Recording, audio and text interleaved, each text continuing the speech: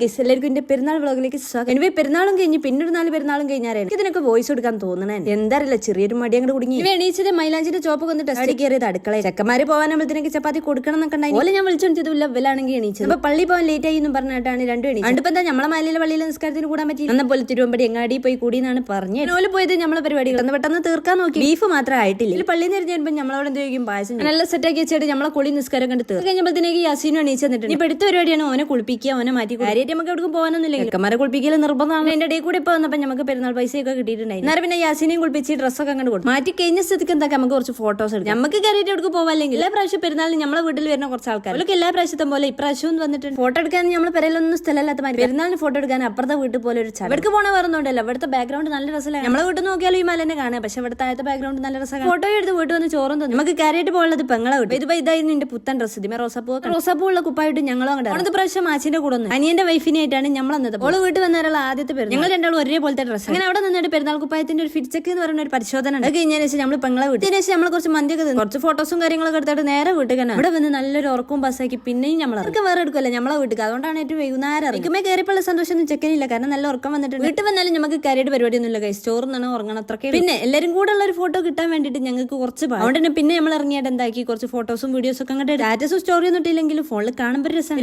പെരുന്നാൾ ഇത്രയ്ക്കുള്ള അടുത്ത വീഡിയോ നാളെ വരെ അധ്വാനിക്കുന്ന